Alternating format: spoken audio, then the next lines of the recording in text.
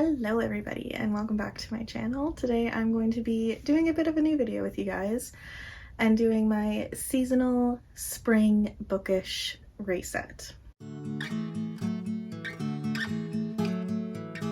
So I've been thinking a lot about my channel, and at the beginning of the year I decided that I was going to basically scrap doing TBRs because I suck at sticking to them. Unless it's going to be like a readathon specific TBR, I probably won't be posting them, and I haven't so far this year. And I wanted to try and make it a point to be better at doing wrap-ups. As you can see, I haven't done any yet. If you guys can hear the wind, I really apologize. It's a very windy day. Just ignore it. As you can see, I haven't posted a single wrap-up yet this year either. However, I've been really inspired by both Kayla at Books and Lala and Olivia at Olivia Reads a Latte with their respective quarterly stats and monthly reset videos. And I want to try and make it a quarterly seasonal reset. So what that means is today I am going to be doing my spring bookish reset, and that is going to involve giving you guys a quick wrap up of all the books I've read so far this year in the first quarter between January and March. I'm going to give you guys some fun stats and talk about my reading goals and do a little bit of a check-in with that.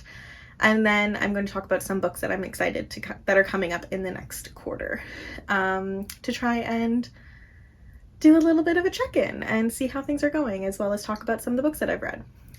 Along those same lines of like being a bit more mindful of my reading, with my reading journal this year, which you guys will have seen if you watched my setup, I have a little bit of tracking for my actual like monthly goals, which is like standard that I did every other year. I've done a reading journal, but this time I've decided to do a bit more actual writing down thoughts as I go, as I read, which I think is going to be really useful for this video because I suck at remembering what happens in books besides vibes. So I'm going to be using this a lot during this video, so if you see it out, that's why. If you want to go grab yourself a hot beverage, I here have a cup of Lady Grey tea.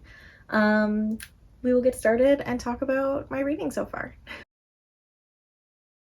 So I've made some graphics, and I've stolen some graphics from Storygraph, and I made some that don't apply on Storygraph. I also have some stats that I track myself in my journal that I'm going to be using as kind of a reference. But to start off, let's just talk about my overall reading goal and where I'm sitting. Over the months of January to March, I read a total of 23 out of the 50 books that I have as my goal for this year, which is 46%, and I'm very excited about that. That's the fastest I've gotten to halfway to my reading goal, I think, ever. As of when I'm filming this, beginning of April, I've actually reached the halfway point and surpassed it, which is very exciting. But yeah, that's where I'm at right now. I did a little bit of thinking, and I wanted to talk about like general overall stats, starting with the fact that I always have a goal to read more nonfiction every year because I don't feel like I read enough. And to that point, this year so far, between the first 3 months of the year, 30% of my reads have been nonfiction to 70% fiction, which I think is an awesome ratio. I wanted to just have it be one fiction book or nonfiction book a month. Read 7 nonfiction books so far this year, which is more than usual, so I'm very proud of that. It's mostly been memoirs, but I don't care. Storygraph also counts poetry as being nonfiction, and I've been in a real poetry kick lately. Moving on. Out of those books, I also tend to track the format of the books that I read, and so far, unsurprisingly, physical reads have been my highest percentage, with about 70% of the books that I've read so far being physical. 21% have been in audio format, and there's a couple in there that I read both, so like depending on how much of the book I listened to versus reading physically, that's how I basically chose whether to count it as a physical or an audiobook read for the purpose of these stats. And then my ebook, I actually read 2 ebooks so far this month, or this year, which I don't usually read ebooks very often. So that's about 9% of the books that I've read so far this year. The last stat that I wanted to track overall, since I started working at the library, I have been taking out a lot more library books. And I wanted to know how many books I've actually read from my physical TBR that I owned previously, how many books I've read that I've just purchased, and how many books I've read that came from work from the library. For that, 70% of the books that I've read so far this year have come from the library, which is mind-boggling to me. I did not think I've been reading that many books from work. I've been taking a lot out. I didn't think I'd been reading as many, which is awesome to me. I really like that. However, of the 30% of the books that I've read that I do own myself, 17% of them are books that I bought myself just recently, like in the last 3 months as well, which is not my finest hour. Only 13% of the books that I've read so far this year I owned before this year started. So that's something I'd like to work on because I want to tackle my TBR. One of the monthly goals that I track in my reading journal is backlist books, which is what I'm considering my physical TBR shelf that I've owned before this year starts. However, another one that I've been tracking is new releases, and new releases, or one other goal that I've been trying to reach is to read more new releases for like readers advisory purposes at work. And most of the books that I've taken out from the library have been new books. So you win some, you lose some, I guess. But I'm really excited about how many books I've read from the library. I didn't anticipate that. I never read very many physical books from the library, mostly just ebooks and audiobooks before I started working there. So I'm quite happy with the amount that I've been utilizing my library card. It makes me feel good as a librarian in training. Of the 23 books that I've read so far this year in terms of my star rating, 5 stars are reigning supreme, which is fabulous for me because I know I've been having a really good reading year. I knew it was going to be high. I didn't think it was going to be that high. But yeah, so it looks like so far I have read 11 5-star books out of the 23 that I've read so far. I have read 8 out of the 23 books have been 4 stars. So between the two, it's actually been like 19 out of 23 have been 4 or 5 stars, which is insane to me a little bit. And then I read 1 3.75 star. I read 1 2.75 star. And I read 1 2-star book. So those are kind of like the overall looking of my ratings, which just, so many people think that like if you're reading too many 5-star books, you're not branching out enough. But in my case, I think with how much I read, it just means that I'm doing better at picking out books I know I'm going to read and enjoy. So I'd consider that an overwhelming success. It says my average rating is 4.36 out of 5. So I've been having a good year, basically. I've been having a good year. It's been all going so well. So yeah, that's basically all I wanted to talk about in terms of my stats for my overall reading this quarter for the season of winter. And let's move on to my monthly stats and do a little bit of a wrap up. So let's go through my stats for March. I keep saying March. Let's go for my stats for January. So I'm just looking at my story graph just off camera, but I'll put the stats up on the screen so you guys can see. So yes, I read 7 books and 1,924 pages during the month of January. Not as many pages because I read a lot of graphic novels and poetry. That's kind of been my kick so far this year. There's just so many that are just amazing and I haven't gotten to yet, and now I have access to all of them at work, so I've been catching up. Storygraph tracks mood and pace as well as other stats. And it's based on what other people kind of rate the books or what other moods and pace other people will attribute to a book. So it goes based on the ratings and the reviews. There's no like one defining factor, I guess, that goes into choosing these ratings or moods, but I think it's fun to look at and see what other people have kind of attributed to these reads. So out of the 7 books that I read, 5 of them were considered to be emotional reads, and that was my biggest mood, which I think is accurate for like a deep winter. I was feeling very emotional. Next up was interesting in that a lot of the books were considered reflective, and those are mostly the nonfiction and the poetry, which makes sense to me. And then the next 2 moods that I was reading in January were lighthearted and challenging, which I think is hilarious that they were put next to each other in this chart. And the other moods were sad, mysterious, informative, funny, and adventurous. So fun time was that with that. In terms of the pace, I read 43% of the books that I read in January were considered to be fast-paced, which makes sense because it's poetry and graphic novels mostly. 43% on the other side were considered to be medium-paced, and 14% were considered to be slow, which was actually one of the poetry books, which I think is most interesting. 43% of the books that I read were between 300 and 500 pages, and 57% were considered to be less than 300. Again, makes sense with the graphic novels and poetry. I read 43% fiction and 57% nonfiction. Again, because Storygraph considers poetry to be nonfiction. So most of the reads in January were considered nonfiction, if I do say so myself. Again, genres, the gays reign supreme. And I read 4 LGBTQIA+ books. I read 2 romance, poetry, memoir, and graphic novels. Not all of these were together in each book, by the way. It's just saying that 2 of the books included the tags for romance, poetry, memoir, graphic novel, etc. And then 1 book each, I guess, on this chart had the tags for being a book about gender, a book about feminism, young adult, science fiction, mystery, and crime. And then for star ratings, so again, 5 stars reign supreme, and 3 of the books that I read during January were considered to be 5 stars. So let's go over those in a quick little wrap up. Let's move into the wrap up stage. This is like a new format for me, so I'm kind of doing it on the cuff and, you know, I'm winging it. The 3 books that I rated 5 stars, the first of those was Genderqueer by Maya Kobabe. This is a graphic novel that my friend Nick gave to me to read. This was, I'm pretty sure, the #1 banned book in the States last year. It's just absolutely insane. This follows Maya and their journey towards recognizing that they are trans and non-binary. It was absolutely stunning. Like I said, I gave it 5 stars. The notes that I made were like, this book broke me and stitched me right back up again. It was absolutely heart-wrenching. Seeing and actually feeling such emotions along with the character or the person, considering this is a memoir, was just so emotional for me. That's one of the things that I love about graphic memoirs.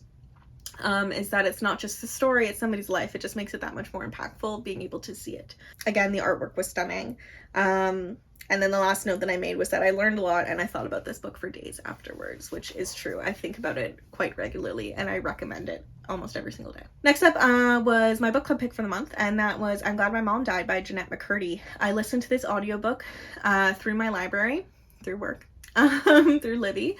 This was a nonfiction memoir, and it followed Jeanette's story, her story of her life as being a Nickelodeon child star, with a very severely abusive mother who was both emotionally, sexually, and just verbally abusive towards her, that really took advantage of her as a child star, and just talking about the repercussions of that. It was dark, it was twisted, it was funny. Jeanette's narration of her own story was perfect. I think it's the best way to take in this story, but it's really hard to read. It's difficult. I think she does a really good job of using humor to kind of deal with that trauma that she's talking about, but it is a rough read. This one, the notes that I wrote were basically just wow was one of them. There are definitely a lot of trigger and content warnings for this book, including discussions of eating disorders, again, all of the rampant abuse. But for me, the discussions of the eating disorder were the moments that hit me the most and were the most relatable to me.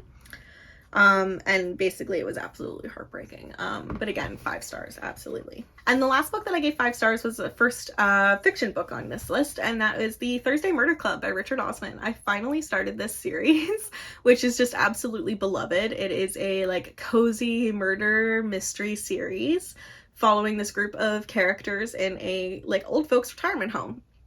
One day, their landlord, basically, the man who owns this retirement community, ends up dead. Basically, one of the contractors and co-owners of the place that they're living in ends up dead. The notes that I made this were basically laughing my fucking ass off. I ended up staying up all night to read this, which is very refreshing for me. I hadn't done that in a long time, but I couldn't put it down. It was just absolutely engrossing for me. I loved every second of it. I thought it was very similar, and it gets compared a lot to Only Murders in the Building, which is probably my favorite TV show on TV right now. I'm obsessed with it. I've watched it like a few times now, and the parallels were very easy to draw. And fantastic, like all the best parallels with this show. The characters were super like well thought out and well fleshed out, and I really enjoyed all of their differences as well as their similarities and their just obsession with true crime and solving the murder. And basically I just can't wait to finish the series. Moving on, I read 2 books that I rated 4 stars. These were actually the first 2 books that I read this year, and the first one was Full Metal Indigiqueer Poems by Joshua Whitehead. This was Joshua Whitehead's first publication, I believe, and it follows one singular character that involves a lot of technology and a lot of like speculation in this collection. There's a painting by Kent Monkman is the cover art, who is a very famous Indigenous artist who I absolutely adore. I wrote my final one of my final essays in my master's degree for one of my Canadian Lit and Appropriation classes. I wrote on Kent Monkman, and it was fabulous in my opinion. This is the first book that I read by Joshua Whitehead, and it's made me obsessed with him ever since. And Joshua Whitehead is a Two-Spirit Indigiqueer individual. Their most famous book, I believe, is Johnny Appleseed, which I haven't read yet, but it's a fiction novel. But yeah, I was absolutely hooked by this poetry collection. I really thought it was really poignant, thoughtful, had a lot of musings on queerness, indigeneity, and youth, and I thought it was absolutely stunning. I read it in a couple nights over the new year. And yeah, it was fabulous. I highly recommend it. And then the next up, 4-star, was Bloom by Kevin Panetta. This is another graphic novel that my friend Nick gave me. I didn't like this as much as I liked Genderqueer, obviously. But it was adorable. I love the like art style of graphic novels, similar to like Heartstopper, where it's like all black and white except for one accent color. This one was blue. And it follows 2 young boys in a coastal town in the States over a summer. One of them is Ari, whose family owns a bakery. And the other is Hector, who has moved into town recently to kind of settle the affairs of a family member, and ends up working at the bakery with Ari, and it talks about their friendship and their budding romance. It was gay, and I loved it. And my notes on this were just basically, this was too cute. Ari drove me a little crazy with some of his decisions, which, yeah. But Hector deserves the entire world because Hector was precious. And then my last little note was the sourdough starter, though, which if anybody's read this will know what I mean. Oh, I forgot to review one of the books that I read. It's still on my list, but I forgot to review it. Whoopsie. Oh, geez, there's another 5-star read on here. I'm an idiot. So another book that I read that I ended up putting on my staff picks immediately for winter this year was, I finally read This Is How You Lose the Time War by Amal M. Mother and Max Gladstone. This is a dual POV, multiple author, kind of speculative sci-fi story. I adored it, every second of it. It's like one of those like quintessential sapphic books, I think, and it follows 2 time agents in this world. One of them's named Red, one of them is named Blue. They work for opposing factions in this like never-ending time war. And one day one of them receives a note from the other that like even reading it is considered treason. But there's just, the curiosity is too much to bear, and then it unfolds as this beautiful love story between these 2 opposing forces across time and space, read through letters written by the other person. And it was absolutely stunning. I am obsessed with it. It took a second to get into it because it's a little confusing. You get dropped right into it from the beginning, and you don't get a lot of preamble as to what this situation is, and you never really get a whole lot of context. But it doesn't matter because the characters are what matter, the story, the love story is what matters. My notes on this were, holy fuck, this was good. No thoughts, just vibes, gay vibes. And then a quote that I thought was really stunning, which is, I love you and I want to find out what that means together. Yeah, that's all I have to say. I fucking loved it. It was so good. And then let's move on to the final book that I read or the lowest rated book that I read in January, and that was, I have it right here. I actually have a physical copy of this one because I didn't take it from work. How exciting. And that was Flower Crowns and Fearsome Things by Amanda Lovelace. So this is my very first Amanda Lovelace collection of poetry. I love the artwork in this. However, this is very much Instagram notes app poetry, which is not what I was expecting. I should have probably expected it. But yeah, it didn't wow me. It didn't blow me away. There were a couple poems that I really enjoyed, but overall it just wasn't a hit for me. I gave it 2.75 stars. So overall it was really cute. I loved the, there was a Greek myth and like specifically Persephone motif going throughout this as being that kind of character that's got a dichotomy within themselves as being both the queen of Hades, the underworld, and also being the goddess of spring and those like opposing forces. But very for surface level feminism poetry. Great for somebody starting out reading feminist poetry, but I think I was just a little bit too late to the game with this one. The one that I really enjoyed the most was one called Goddess of Spring. It's the very first poem, actually. She cries just as much when she's completely happy as she does when she's utterly devastated. She likes to think it's enough to water wildflower meadows. They may call her pathetic, they may call her dramatic, they may call her a baby, but she thinks it's a blessing to feel everything so much. And that one really resonated with me because that's basically me. I cried everything and I'm very emotional, but overall it was fine. I probably won't read it again and I probably won't pick up more Amanda Lovelace, but it was an okay time. It was a nice evening read. Let's move on to February, shall we? So during the month of February, again, I reached all of my goals of reading, like my my monthly goals, and I read my book club book, which is fabulous. Okay, so let's go into my stats for February. Like I said, I read 8 books, 1,945 pages. Again, not a lot because again, a lot of poetry, and like audiobooks, and it was fabulous. Again, kind of the same 3 moods have been reflected in this month's reads. Emotional, again, won the day, as well as lighthearted and reflective. So not as much doom and gloom, but still a little bit. In terms of pace, 38% of the books that I read were considered fast-paced and 63 were considered to be medium. No slow-paced books this month. Page numbers, 38% were between 300 and 499 pages, whereas 63% were above 300, or sorry, below 300. So again, a lot of short books. Only 13% nonfiction and 88% fiction. So not as big of a difference, only 1 nonfiction this month. Yeah, the reigning genre was young adult, which again, I don't consider to be a genre, so let's move on from that.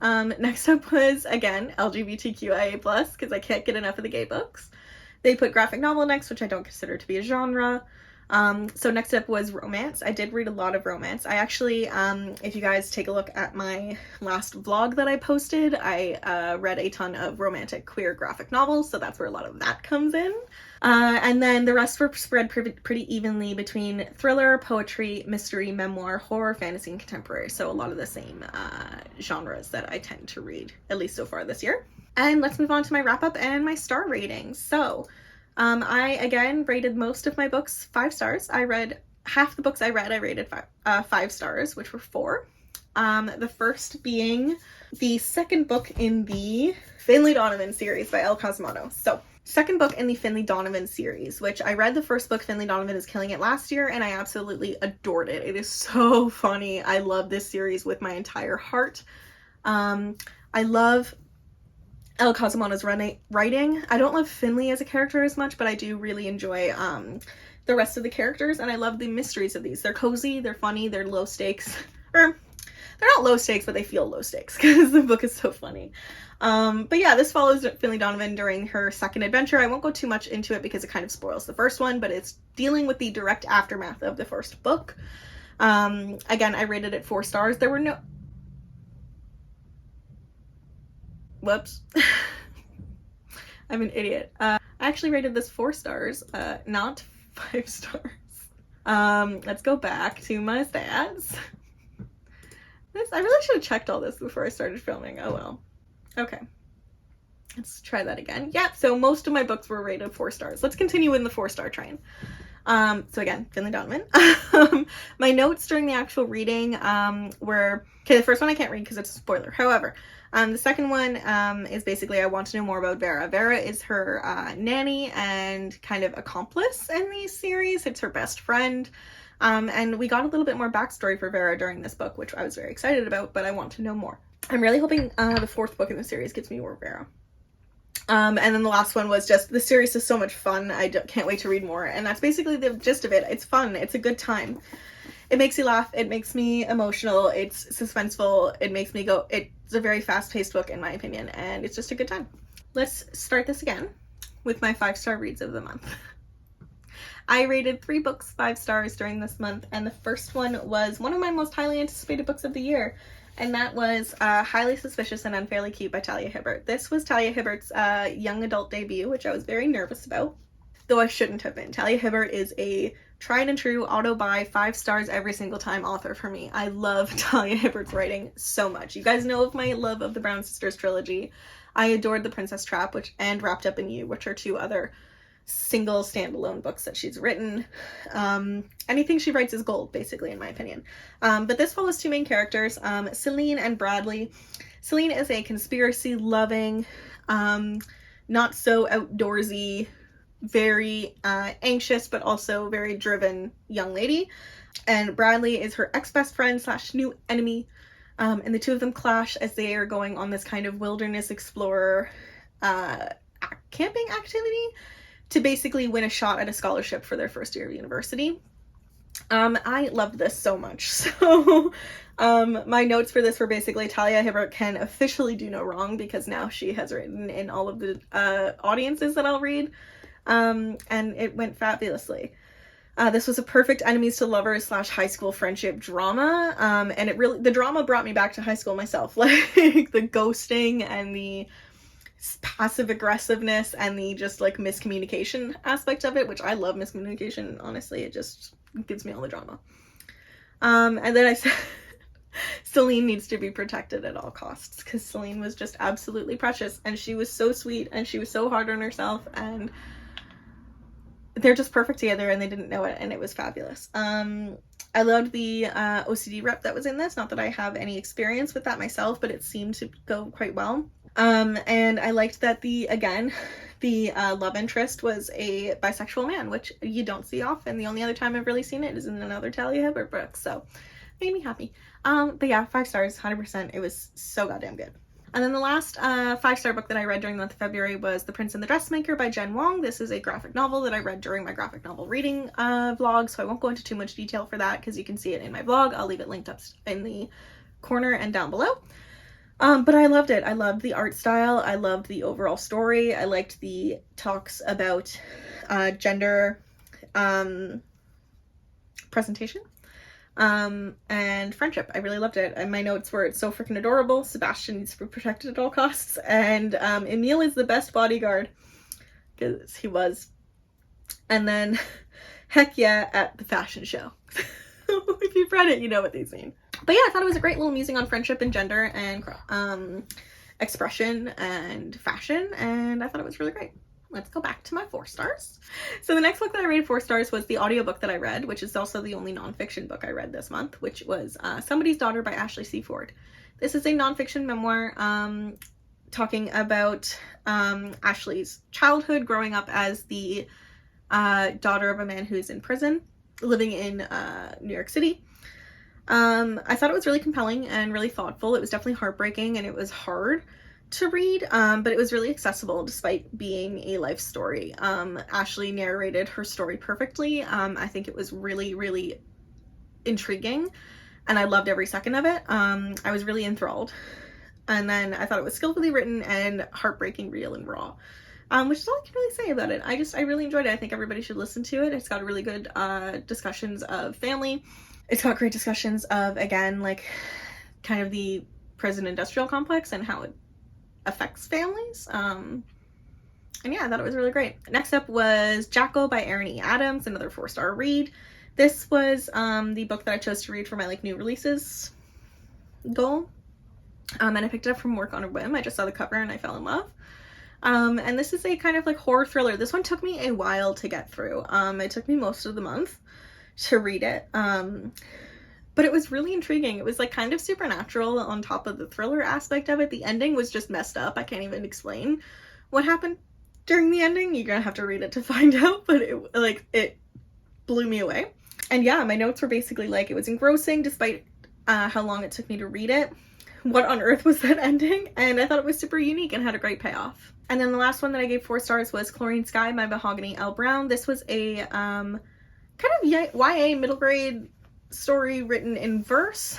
I listened to the audiobook and it counted as like my poetry for the month. And it kind of deals with middle school and high school girl friendships basically, and how they devolve and how they devolve, how they evolve, and how they just move and adapt and kind of how hard they can be and how cruel they can be. I thought it was very powerful and impactful. Despite its shortness, it was a great discussion of female young friendships and the loss of them. And one of the things that I really loved about it was the main character was basically talking about how they're often made fun of because of their voice and how they tend to speak quite slowly, and people often think that they're lying because of it. And the author actually attributed that to the way that she narrated the book, because she also narrated it in that same kind of tone and pacing, and I thought it was really effective in getting their point across, and I thought it was a great addition. The last 4-star book that I read during the month was the 12th Grade Night by Molly Horton Booth, Stephanie Kate Strom, and Jamie Green. This was a retelling of 12th Night. I rated this wrong. This one also is supposed to be a 5-star. Just ignore my rating system. Ignore the way that I'm doing this video. This is the first book in the Arden High series, which is going to be a series of Shakespeare retellings set at this high school of fantastical characters and characters from Shakespeare's plays. This one was obviously a retelling of 12th Night, and I thought it was fabulous. I loved the artwork, I loved the art style, I loved the vibe of the school and all the characters and how they kind of interacted with each other as high schoolers. And yeah, I thought it said all the Shakespeare adorableness. One of my notes was Mr. Polonius is a ghost teacher, because that was just hilarious to me. And then Vi is such a great main character, and I adored Maria and the other friendships. I thought it was just a great retelling and something a lot of people should read. And finally, the last book that I read during February was a 3.75 star, and that was Donuts and Doom by Balazs Lorinsky. This is a fantasy romance graphic novel that I gave 3.75 stars. I thought it was very cute.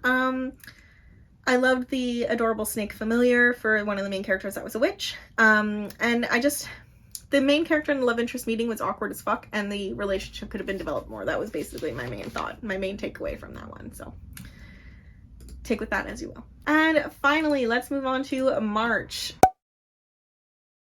which is the last month that we're going to be wrapping up and talking about stats with. So in the month of March, I again read 8 books and about 1,946 pages. It's kind of very similar across the months of how many pages and how many books that I've been reading, which I think is kind of fun and consistent. In terms of mood, again, emotional and reflective, won the day. I've been in a very emotional and reflective mood, apparently. Next up, mysterious, lighthearted, hopeful, and adventurous all kind of were the next biggest mood, or most moods that were shown up in my reading. Hopeful was a fun new addition, and then the last 4, like one book each kind of for moods, was sad, relaxing, funny, and dark. This is the first time dark has shown up in these readings, which is fun. In terms of pace, 25% of them were fast-paced and 75% were medium-paced. No slow-paced books at all again this month. It was a 50-50 page number division, and 50% were between 300 and 499 pages, and 50% were less than 300 pages. And then again, a very nice division between fiction and nonfiction. 25% nonfiction, I read 2 of them, and 75% fiction. LGBTQIA+ won the day again in terms of genres. We're ignoring graphic novels and young adults, so next up is actually contemporary, which is odd for me. I don't read a lot of contemporary, but as you'll see, I really enjoyed it this month. And then the other genres that showed up not as often were speculative fiction, race, dystopian, children's romance, poetry, mystery, memoir, horror, and fantasy. But yeah, contemporary definitely won this round. And let's move on to my star ratings. So my average rating for the month of March was 4.25 stars, which again, super fun. And most of the books I read were 5 stars. Shocking. The first one was actually my book club pick for February. I ended up reading it at the end of the month, and it carried over into March. And that was The Marrow Thieves by Sherry Demelaine. This is a very beloved piece of Indigenous fiction. It is a dystopian, speculative, young adult novel taking place in a post-apocalyptic North America, in which everybody has lost the ability to dream except for the Indigenous population. And so the government is hunting down Indigenous people and stealing their bone marrow because it gives non-Indigenous people the ability to dream again. Hence the title, The Marrow Thieves. This again is super beloved. I can't believe I hadn't read it until now, but I gave it 5 stars. I absolutely adored it. This is one that I listened to both on audio and physical, and I think I enjoyed both experiences, but I started it audio and then I had to finish it physically. And surprisingly, this one actually made me cry. Young adult doesn't typically make me cry. Dystopian doesn't typically make me cry, but this one got me at the end. The very end of it, absolutely, the tears were flowing. And yeah, my notes were basically like, despite not loving YA dystopia, this was fresh, exciting, and well-paced. The characters were incredible, resilient, and I really enjoyed the point of view of Frenchie, who's our main character. The environmentally devastated North American setting was too close to home, and a great setting to have this in. It was really, really interesting and dynamic. And then that ending, what the fuck, I cried. But yeah, I really enjoyed it. I ended up missing my book club meeting for that, which was really sad because I really wanted to discuss it with my friends, but I can see why people love it so much. It was really, really, really good. Next up for my 5-star reads was Beyond the Wand, Growing Up a Wizard by Tom Felton. I ended up listening to this audiobook because it came through, my hold came through in time. And despite my very much dwindled relationship with the Harry Potter series, due to J.K. Rowling's turfness and horridness, I don't like to even mention it anymore on my channel. However, I love Tom Felton, and I wanted to hear his story, as a person, as his own person. And again, I gave it a 5 stars. This was a beautiful memoir narrated by the author. I didn't realize a lot of the troubles that Tom had gone through in his life, and it was really jarring to me. So it was very hard to listen to a lot of it. He deals a lot with addiction, alcoholism, and a lot of self-loathing, which again, I didn't expect, but it was really hard to read. It was super nostalgic. Tom's a phenomenal storyteller and narrator. I could have kept listening for hours. And I had no idea about his struggles, and it really made my heart hurt. But listening to him talk about it and talking about his resilience and how he got through it and how his friends and family were so important to him, was really lovely to listen to. Next up was my first read for the Transite Readathon, which was Content Morning Everything by Kweke Emeze. This is a Kweke's poetry collection, first poetry collection, and this is my first time reading anything by them. And it was stunning. It was a really fast-paced collection. I read the ebook version of it through Hoopla, but I really, really enjoyed it. Again, I gave it 5 stars. It had a lot of religious iconography in it, which I didn't expect, but it talks a lot about family and heartbreak, queerness, identity, and there's a lot of tension and trauma.